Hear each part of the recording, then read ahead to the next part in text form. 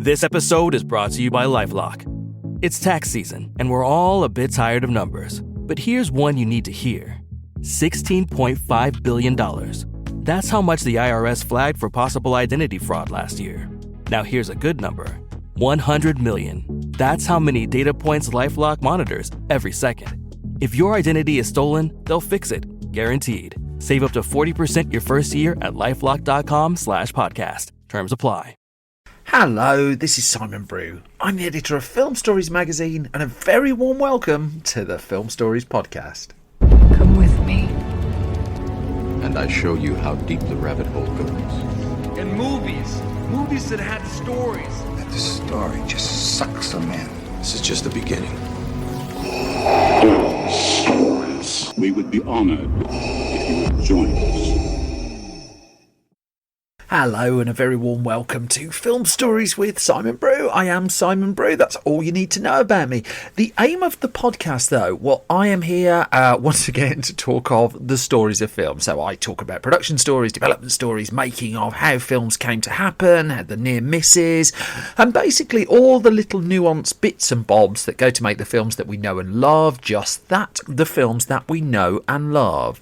I tend to pick relatively mainstream films. I tend to pick films that I'm relatively interested in. I do not do snark. I'm not interested in punching down. There are other places available where you can get that if you really want it. Instead, what I do is every episode I take two films, I go through the stories, I waffle too much, and then I get out of the way. And so with that in mind, I'm just going to crack on with the first of the two films. I'm going back to the 90s, not for the first time. I'm going to play you a clip. This one gets a bit shooty. Here's a sequence from the first of the two films I'm talking about in this podcast. Take him around here! Get down!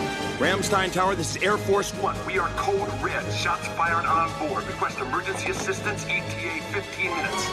Air Force One acknowledged. We are scrambling our fighters. Emergency equipment will be standing by.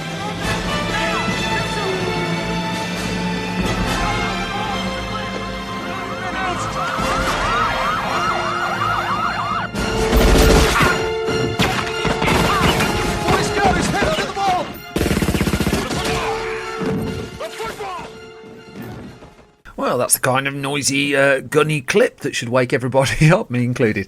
That is a clip from Air Force One from 1997. This particular film, directed by Wolfgang Petersen, written, only one writer credited, Andrew W. Marlowe. Cast for this one, led by Harrison Ford, Gary Oldman, Glenn Close, Wendy Crewson, and Xander Berkeley in there as well. You get William H. Macy, you get a bit of Dean Stockwell, and you get really quite an impressive ensemble in the midst of all of this one. So then, the genesis of this one was with writer Andrew Marlowe, who at this stage, I mean, now he's known for television series such as Castle, and he's built up a really strong career at this point. This was him at the infancy, really, of his screenwriting career. So at the point that he wrote Air Force One, at this stage, he'd just been credited on a couple of episodes of a television series called Viper. And in fact, it would kickstart a fairly productive period in the movies for him, in that he'd do Air Force One, End of Days, Arnold Schwarzenegger, remember that, and the first Hollow Man movie before Castle and Take Two on the small screen would take over his attention and really build his career right up. But it would be fair to say, having a massive hit movie on your resume early doors, that's not a bad way to get started either. So he had the idea for the film that was developed by, it was brought to the attention of a pair of producers, Mark Abraham and Armyan Bernstein, commonly known as Army, and they'd done films such as The Commitment, and they were just taking their production deal to Sony Pictures. And this was a point where Sony Pictures was looking for, it was still under the stewardship of Mark Canton, who'd had a degree of success there. I covered In the Line of Fire in a previous Film Stories podcast, for instance. And he was spending money on some star-driven pictures at this point. So Marlowe had pieced together the script, and this was the last really of the Die Hard Honor subgenre of movies. So you kind of had Die Hard on a boat, which was Under Siege. You had Die Hard on a train, which was Under Siege 2. Hilarious film, that. But this one was effectively Die Hard on a plane with the President of the United States as the action hero. Couldn't happen now. So what he did is, because at this stage he didn't have access to Air Force One, the president's plane, lots of CNN footage was studied and little bits of guesswork were done. It's well reported that the escape pod that they use in the movie at one point was fictional, but then kind of Escape from New York had got there before. So they kind of worked out what the plane would have, and Marlowe pieced together his screenplay from there. This one got moving relatively quickly as well, because it came to the attention of an actor you might have heard of called Kevin Costner. But whilst Kevin Costner was attracted to the idea of the lead in the movie, he was also double booked. So recently on a Film Stories podcast, I talked about how Costner taking on a directorial project, Dances with Wolves, cost him the lead in films such as The Hunt for Red October and Presumed Innocent, a Harrison Ford movie. In this particular case, Costner was attached to direct another movie, a film by the name of The Postman. At some point, I will come to that in a future Film Stories podcast. And again, he couldn't fit Air Force One into his schedule. His commitments to his directorial film were just meant he didn't have the time. So in this case, it was Costner who actually passed the screenplay to Harrison Ford. And it's not like they were great buddies or anything like that, but they kind of professional courtesy. You might be interested in this. Ford, at the point where he got hold of the script, was filming a troubled movie called The Devil's Own for the late director Alan J. Pakula. Brad Pitt co-starred in it, and that film would earn some notoriety. It went over budget, and there was also a political backlash of sorts against it. And so he got hold of the screenplay at that point. And Ford was in kind of a little bit of a drop in his career. So I've done a couple of these films on the podcast before, but he'd done Patriot Games that had done quite well. But then he'd done Regarding Henry, which was a kind of softer 90s Mike Nichols movie that really hadn't cut through. Clear and Present Danger had done better than Patriot Games, but then he did a remake of the film Sabrina that didn't work. The Devil's Own didn't really work, and so there were little bits of murmuring in the trade press at the time. It was like, has Harrison Ford lost his star power? Has he lost his box office touch?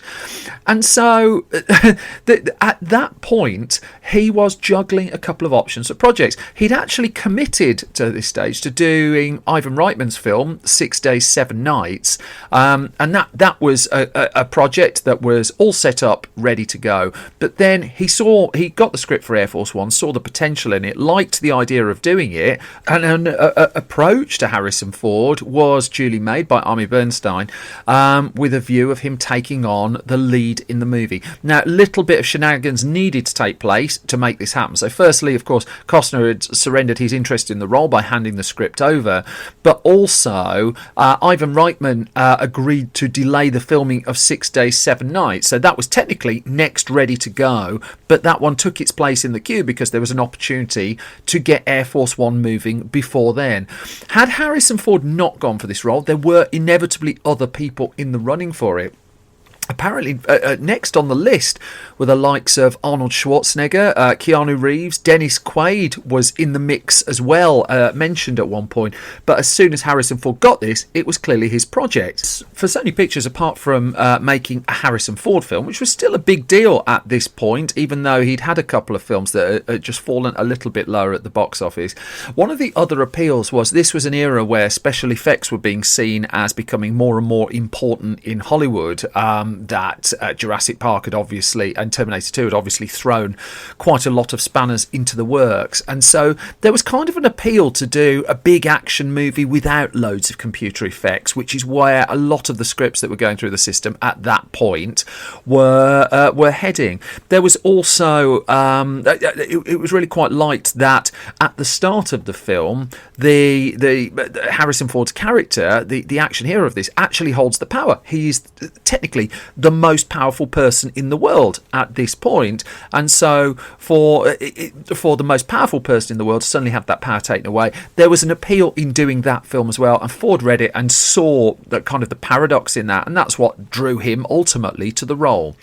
Ford has, again, I've discussed this before, but Ford gets very invested in the development of his films. When I talked about Traffic in a previous podcast, which is a film he ultimately passed on to do What Lies Beneath instead, said. He had done quite a lot of character work, and some of the work that he'd done with the director of that film, Steven Soderbergh, made it towards the final screenplay for Traffic. And again, he was quite hands-on with the development of Air Force One once he was aboard. And one of the things that he was involved with was the selecting of a director. So German director Wolfgang Petersen made the wonderful Das Boot, but had also succeeded in Hollywood off the back of In the Line of Fire and Outbreak and films of that ilk. And he's, in his native Germany, he talked in an interview around the time about the director meets with the actor and basically interviews the actor about joining the film. He got a lesson in star power, and there was no grumpiness in the interview. He seemed, if anything, quite bemused by the fact that Harrison Ford asked to meet him in New York, and effectively Harrison Ford had a conversation and interviewed him to be the director of the film. He was aware that the tables were turned there from what he was used to, and so the pair met up in New York City, and Ford ultimately said, "You've got the job." Ford would be well rewarded, by the way. He would take home a $20 million paycheck for this one. In fact, the paychecks all round didn't sound too bad. Gary Oldman was soon on board as the villain of the piece. He just served a similar role in Luc Besson's The Fifth Element. He was being the villain in that. He would pick up $3 million for his troubles of playing the villain in Air Force One. There was one other name who was in the mix, incidentally, when Wolfgang Petersen got involved, because he'd worked with John Malkovich on In the Line of Fire. And so there was a suggestion that Malkovich may turn up in Air Force One, but Malkovich, to his eternal credit, decided to make Con Air, and he had a commitment to doing that. And what do you know? I've done that in a previous podcast as well. One of the latest additions to the cast, though, quite close to the start of filming, was Glenn Close, who plays the vice president in the movie. And again, this was the guiding hand of Harrison Ford. She was at a dinner in Ford's hometown that was being hosted for then US President Bill Clinton. And it was while she was at the dinner, while she was sat by Clinton, that Ford came round, had a conversation with her, and the part was offered to her there and then.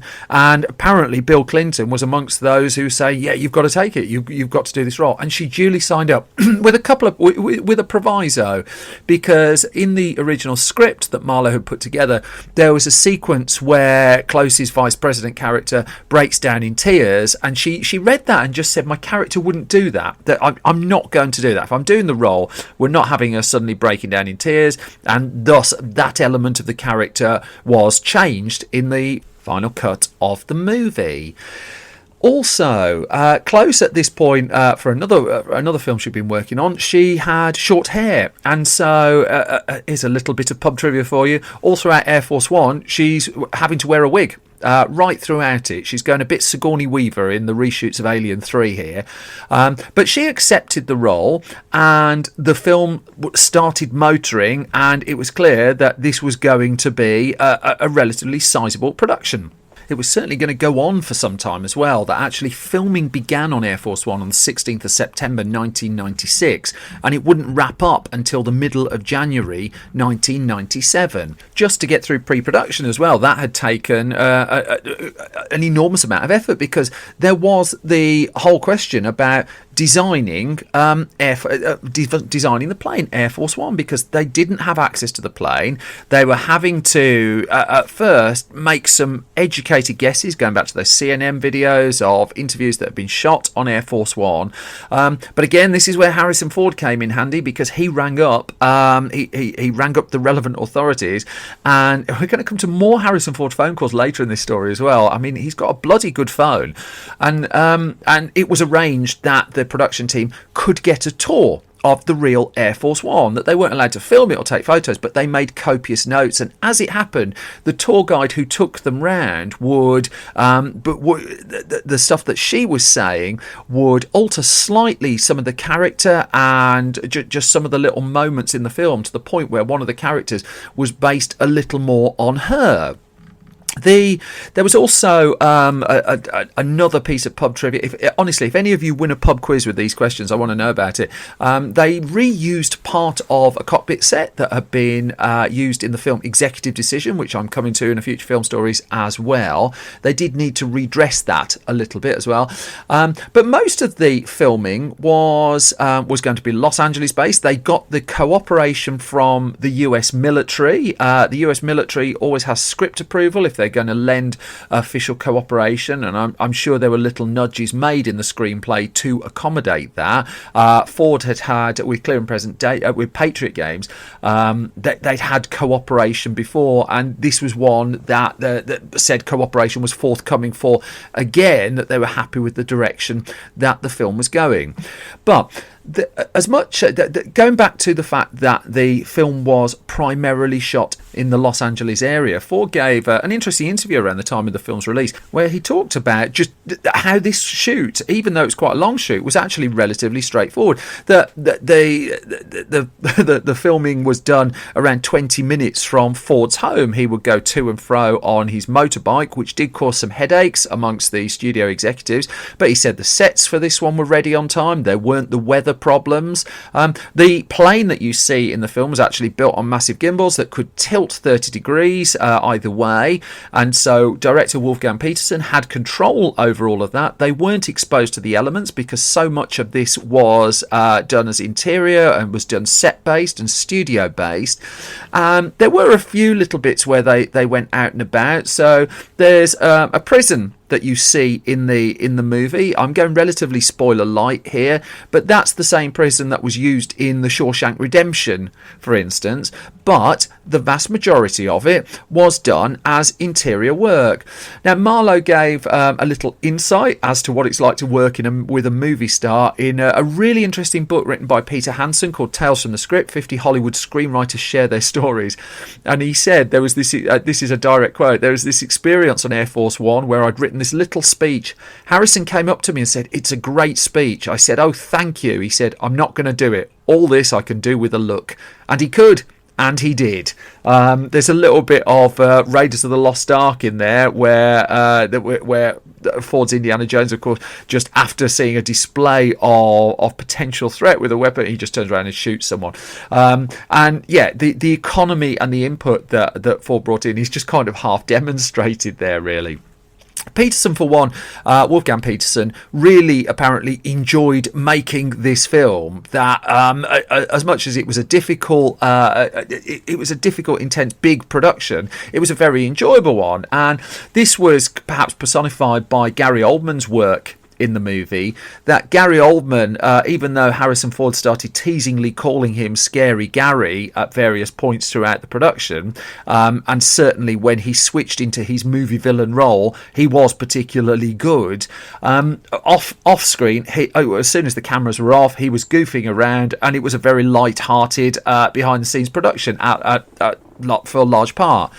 When it actually came to the confrontations, though, between Oldman's character and Ford's character on screen, well, those were taken incredibly seriously and very much at Harrison Ford's behest. You can't say he got to the top of the Hollywood tree, as he was roughly there at this point, by always doing things the easy way. And he was insistent that in one particular sequence, when Oldman's character was supposed to slap him, he properly slapped him and he properly hit him.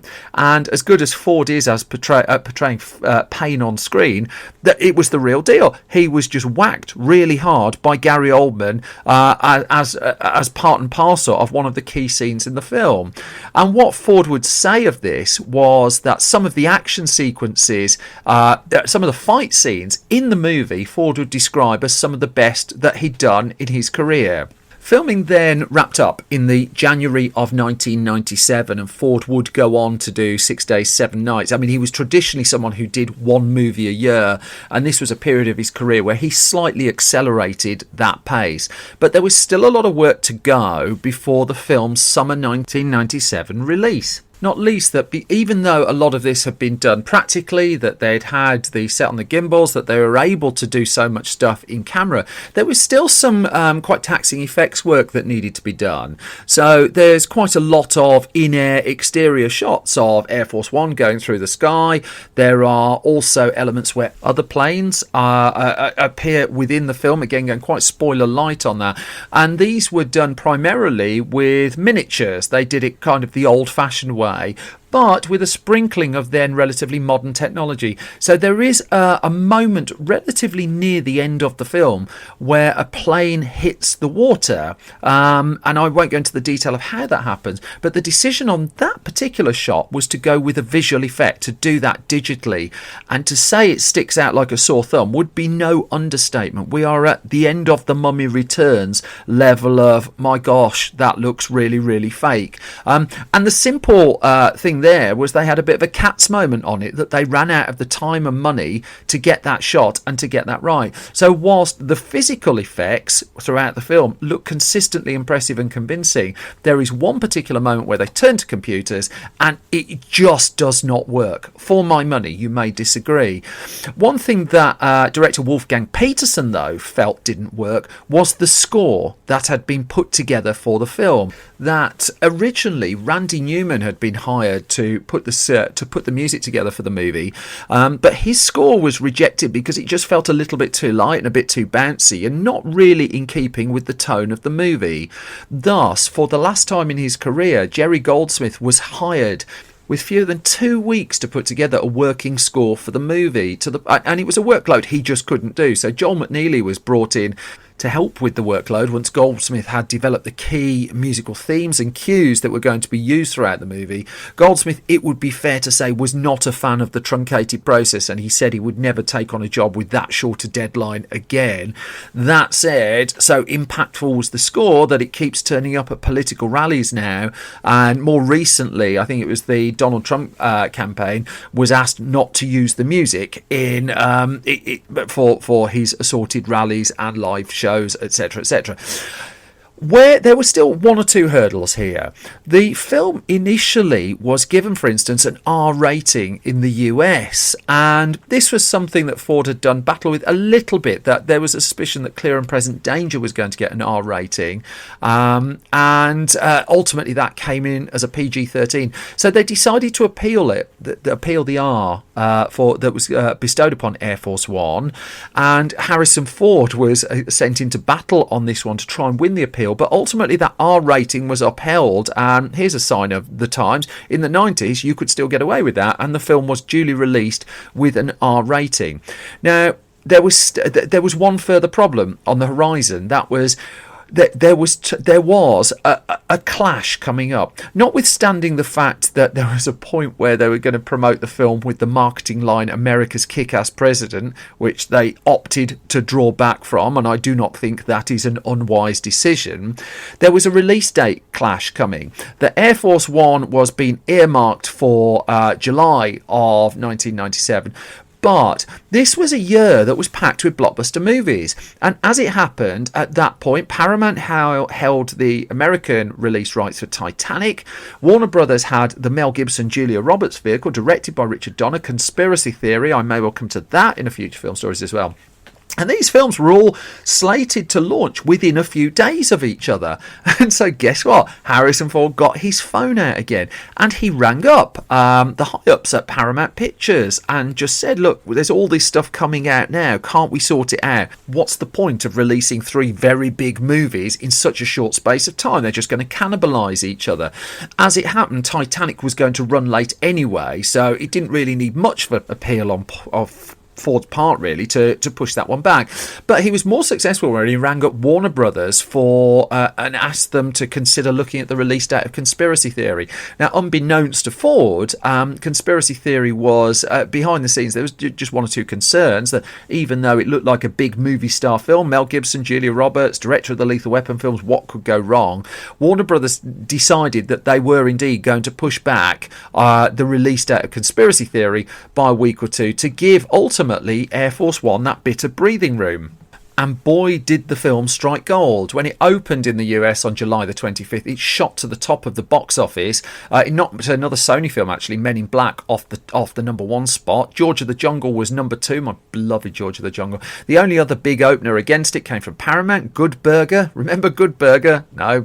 And Air Force One gave Harrison Ford at that point the biggest opening weekend of his career, $37 million. And this was, $37 million was a lot of money then. But this was following just a year or two after notices in the trade press that I talked about before about is this the peak of Harrison Ford's powers? Has he peaked? Well, no, he hadn't. The film would go on to gross $172 million in the US, another 140 odd million overseas, and Harrison Ford had a $300 million plus hit at a point where that was regarded as a ginormous success. The film had cost $85 million to make and has consistently performed on home format since. And of course, it has a line at the end which is infamous, and I didn't put it in as a clip because I didn't want to spoil it. But it's worth noting that the ending of the film wasn't originally working in the script, and it took Ford and Wolfgang Peterson going away for a weekend and brainstorming to come up with a new, more satisfying ending for Air Force One.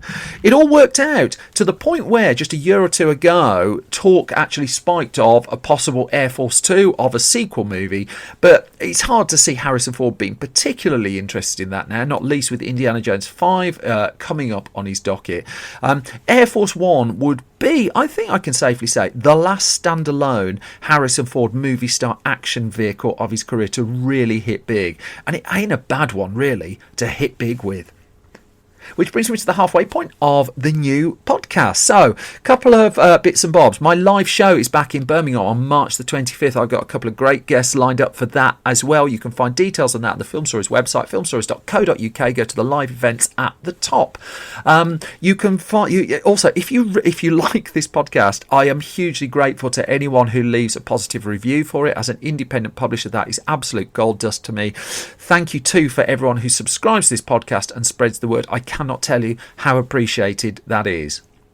But now that's enough plugs and bits and bobs. Let's crack on with the second of the two movies I'm going to talk about in this episode of Film Stories, and here is a clip. This is Mr. Kimball, your new kindergarten teacher.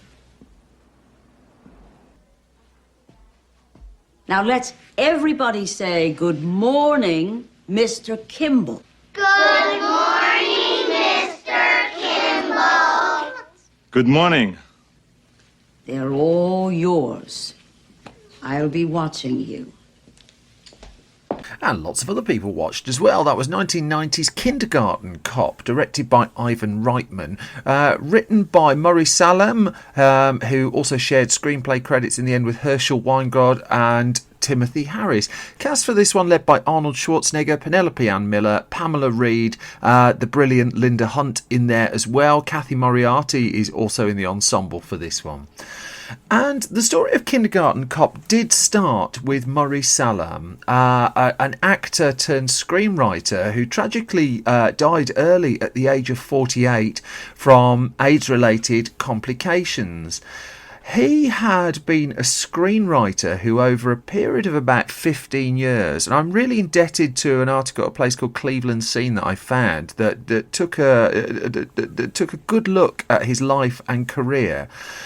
And over a period of 15 years, he sold 7 or 8 scripts to Hollywood. He had a lot of success with the films that he was writing being picked up by studios. What he had less success with was those films then going into production. The closest one, for instance, that had come to happening was a film called Barrack Boys in 1982 that Paramount Pictures had picked up. But Paramount then put the film into turnaround a year later when a film called Bad Boys, not that one, the one headlined by Sean Penn, which was dealing with similar topics, underperformed in 1983. So Murray Salem had got to the point where he knew he had to write something a little bit more commercial to give it a chance of getting made. And he came up with the idea of what would become Kindergarten Cop after going to his high school reunion. And while he was at said reunion, he overheard a teacher talking about just how funny kids could be when they first started school. And it planted a seed of an idea in Murray Salem's head. he was he thus got to work with touch points being a little bit of Beverly Hills Cop, a little bit of Lethal Weapon, the movie Baby Boom as well with Diane Keaton. That's a fun film. And he started putting together the building blocks of what would become the final movie, and he did from the start have someone like Arnold Schwarzenegger in mind to play Mr. Kimball, the lead role in the film.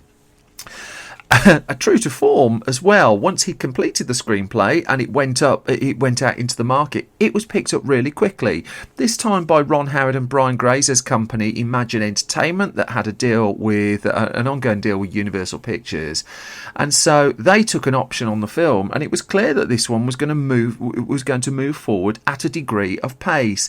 But as a consequence of that, Murray Salam's influence over the film soon dissipated, as in came writers Herschel Weingrod and Timothy Harris, and it was that pair who were credited in the end with putting some of the more comedic lines, some of the more memorable comedic lines, into the final script of the movie.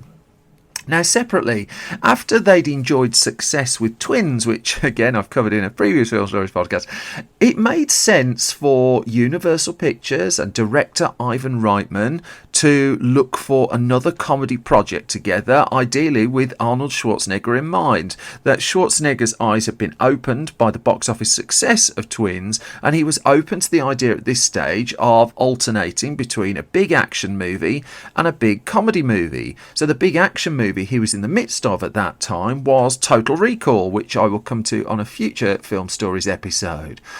And so he was on the lookout for a project. He wanted to work with Reitman again, but there were other candidates for taking the lead role in Kindergarten Cop. I think it's pretty well reported that Bill Murray was approached as a possible. He'd worked with director Ivan Reitman before on the film Meatballs, but this was the era where Murray had moved away from having an agent and instead had an answer phone number, and Kindergarten Cop was apparently one of the projects that was left on his answer phone that he ultimately decided not to pursue. Ivan Reitman came in interested. I've jumped a little bit there as a potential director for the film. Also under consideration for the lead role of this one. Imagine how this would have turned out, because Patrick Swayze was seriously considered for it at one point. There was Danny DeVito was actually in the mix to play Mr. Kimball, but it kind of felt that his height went against the gag. That the idea was that this was a complete fish out of water, and playing some kind of hard nut going into a kindergarten and becoming a teacher, and would that have worked quite as well with Danny DeVito's physical stature? Jack Nicholson, I believe he was briefly mentioned as a possible. That would have been a very, very different film.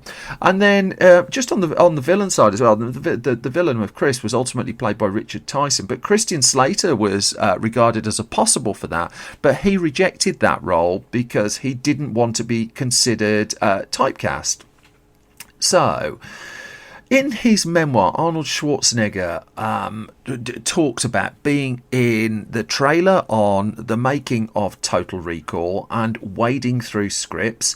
He talks in his memoir, and I've talked before about it's not a great book, that it feels like it skates over quite a lot of things. But he does touch briefly on Kindergarten Cop, and he talks about how he was looking to do a movie with kids. He wanted another comedy. He wanted to work with Reitman again.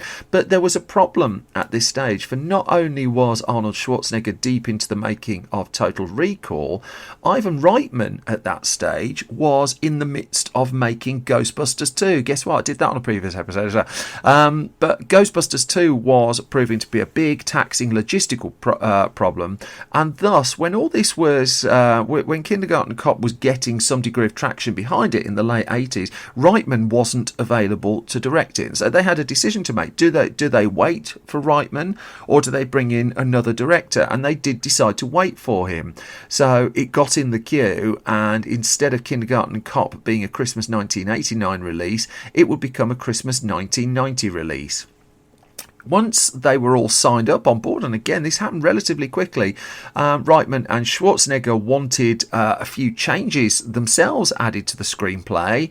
That Schwarzenegger's big thing at the time was his campaign for better physical fitness within schools, and so he wanted that theme woven into the film somewhere along the lines. Reitman and Schwarzenegger were also keen that it touched on matters such as broken homes, that it didn't gloss over the lives of the kids who were actually in the kindergarten who would be taught in this movie. From a logistical point of view, there was a further appeal to Schwarzenegger in that he had just become a father for the first time, and he was very open to making a project in and around the Los Angeles area where he lived, and this would be pretty straightforward with regards that I talked earlier about Air Force One, about how that was shot 20 minutes from Harrison Ford's home. Kindergarten Cop was relatively close to Schwarzenegger's home as well, and so he was able to get home at night. But that's not to say that the whole process of the film was straightforward, that this was, in its own ways, quite a taxing production. You can probably guess the reason why as well, that this was a film that had to shepherd an enormous number of young kids. The kids in the film were 4 to 7 year olds, and just finding them was something of a problem and something of a challenge. So most of the kids that you see in Kindergarten Cop are just that. They are just kids. They are non-acting kids. And Schwarzenegger talked about how much out of his comfort zone he was acting with them in his early stages of making the film. The kids were paid $35 a day, and Ivan Reitman had worked with young actors on the film Meatballs before. But again, he too, in the aftermath of shooting Kindergarten Cop, he would admit that working with 4 to 7 year olds was much tougher. And so just finding them, what they did is they rented a school in the South California area, and they brought in auditions, and these auditions, they brought in around 2,000 kids. And as Reitman told the Los Angeles Times in the early 1990s, around the time the film's released, what they would do is they'd bring in around 150 kids at a time for the auditions. They'd break those auditions down into groups of 35. Each child, in turn, would stand up, they'd introduce themselves, and they'd have carte blanche to say anything they fancied saying. And so they spent a couple of days listening to these kids, meeting these kids. Then they whittled the group down to 250 from that, and they spent a further day or two. And Reitman became aware that directing such young kids was fraught with a couple of problems, because effectively he distilled it down to you can only really give them one instruction, that if you're asking them to walk over there, turn left, pick that up, move that over there and kick the ball, the only thing they'd do is they'd kick the ball. And so he would be bearing that in mind when it actually came to the physical production of the film itself.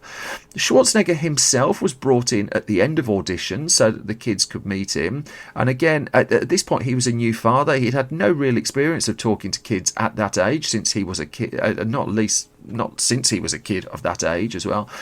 Just an aside, one of the young auditionees for the film, albeit for one of the acting roles, was Elijah Wood, who would describe it as one of his worst ever auditions. They nonetheless found the kids that they were looking for, and they found and they split the production of the movie between some location work in Oregon, which would prove to be the most straightforward part of the shoot. That's where the exteriors took place and all the neighbourhood scenes. But then the bulk of the filming took place on the sound stages at Universal Pictures. Just to give you an idea of how quickly this came together, the shooting of the movie started on the 30th of May 1990. It would run through till the 4th of September 1990. So that's a good 3 months of solid filming on this one. But then the film would then be released just over 3 months after that, including editing and distribution. And as I often say on Film Stories episodes, this was an era where film distribution was physical, where editing was done on film, that there weren't processes in place to economise the whole process that we sort of get today. So it was a little bit of it would prove ultimately to be a little bit of a race against time. So It was when they got to the sound stages at Universal that the production became its most taxing. As soon as Reitman would say, as soon as they got on the set, it was pandemonium.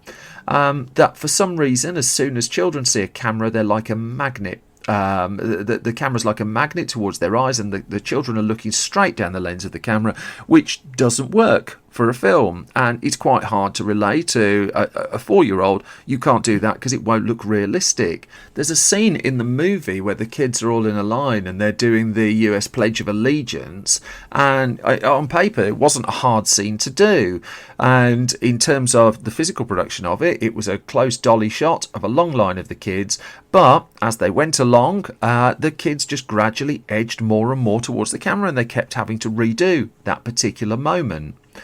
There was also the fact that not all of the children at this stage were at confident reading age. Some of them were, some of them weren't. But for the majority of them, their parents had taught them their lines that they had to say. The problem here was this was a comedy movie, and Reitman was used to reworking dialogue as they went along, and dialogue was indeed reworked as they went along, and so that presented a further challenge as the kids affected had to learn their lines and then learn new lines, which is fine if you're like Eddie Murphy or someone like that, or you're a comedic actor who's used to all of this. But again, try explaining that to a 4-year-old.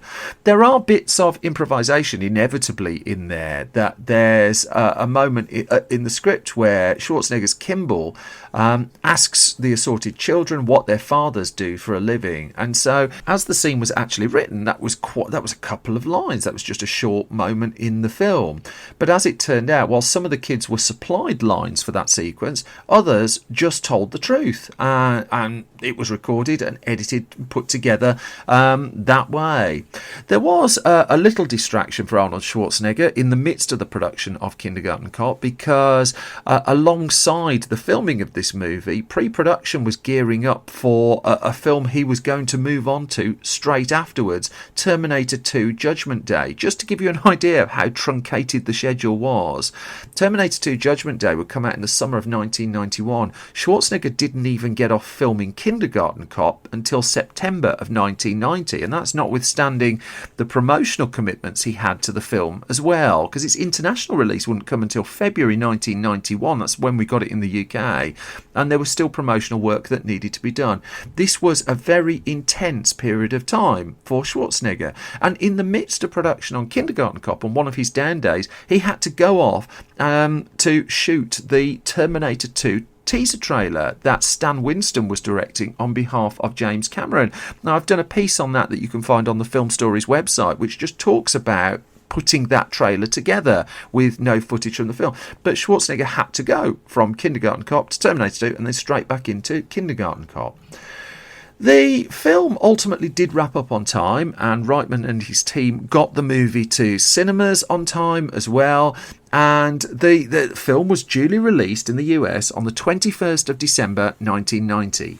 It had cost a relatively modest $26 million to make, although, as with Twins, Arnold Schwarzenegger had a very generous back-end deal on this, and as did Ivan Reitman as well, that their upfront salaries were relatively suppressed in exchange for a bigger slice of the back-end profits and takings of the film. But the film actually hit some competition, so there was an assumption that it would do similar kind of box office to Twins, which ultimately it didn't quite. It fell about 25 million short of the money that Twins had made. No failure by any measure, really. It took $91 million in the US, $110 million overseas, and Schwarzenegger had another relatively economical comedy cross $200 million at the global box office. It was up against some hefty competition as well that wasn't necessarily expected. That it came out in the Christmas where Home Alone utterly cleaned up, and Home Alone would make 2-3 times the amount of money as Kindergarten Cop, and it's easy to overlook just what a hit out of nowhere that movie was. Other films were also caught in the aftermath of Home Alone's success. Three Men and a Little Lady didn't do quite what was expected either. But one of the other reasons why Kindergarten Cop is regarded as having taken less money was the violent nature of the movie, because unlike Twins, which was a PG TV in the UK, Kindergarten Cop had a much harder edge to it.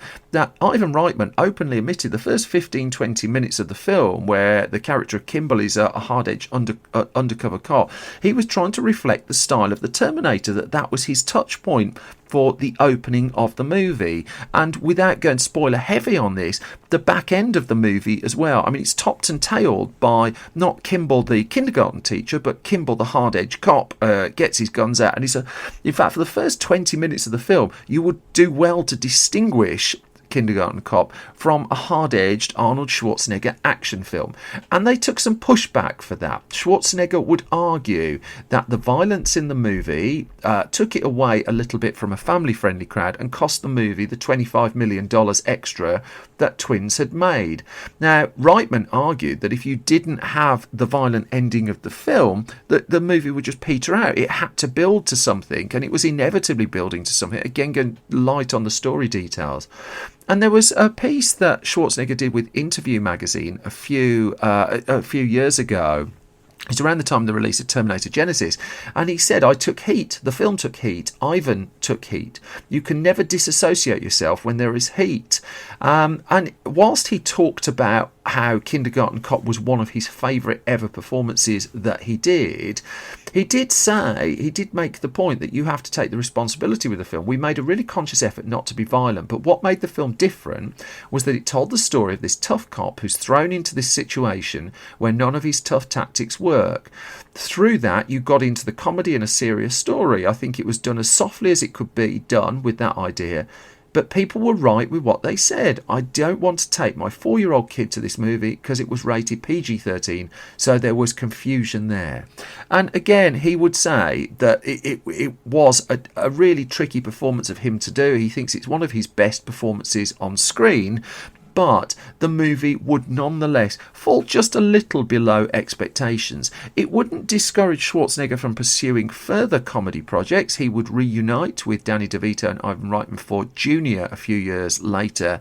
And then there was also the long in gestation Jingle All the Way, his Christmas comedy. For a long while, he was linked with making Tooth Fairy as well. And he did keep up his idea of alternating action movies with comedic roles every now and then.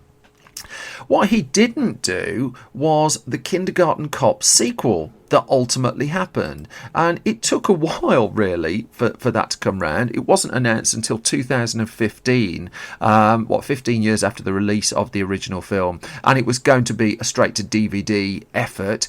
That Universal at this stage had a nice little run going of straight to DVD sequels, and instead of Arnold Schwarzenegger in the lead role, what you got this time was Dolph Lundgren, and they brought in Don Michael Paul to direct the movie, and he himself has got a CV and a half of making direct-to-DVD sequels. He made Jarhead 2, he made a couple of Sniper sequels, he's made a Death Race sequel, he made the Scorpion King Book of Souls, he also did one or two of the Tremors follow-ups as well.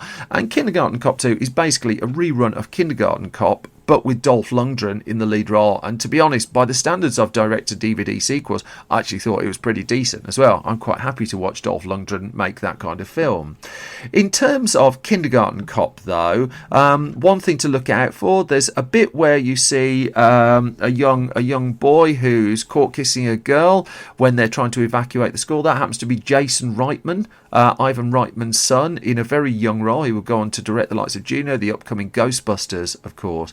But Kindergarten Cop stands as a little bit of an anomaly, that even, where are we now, 30 years after the release of the film originally, there was, the film's violence really tends to be its biggest talking point. I do think it's the best of the Arnold Schwarzenegger comedies personally. I do think it's a film that retains a lot of affection as well. But I think in this case, Schwarzenegger's probably right. If they'd have just toned it down a little bit, we wouldn't have got the party pooper line, and where would the world be without that? But they'd have probably made just a bit more cash. Which brings me to the end of the latest episode of Film Stories. As always, you can find more from me on Twitter at Simon Brew. You can find the entirety of the Film Stories project at Film Stories Pod.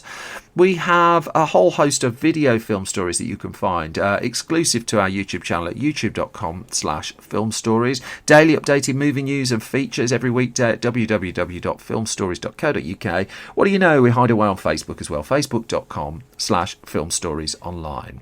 But that's enough from me for this time. Thank you as always for listening. Thank you for your support, and I'll be back soon with another bunch of film stories. You all take care. Bye bye.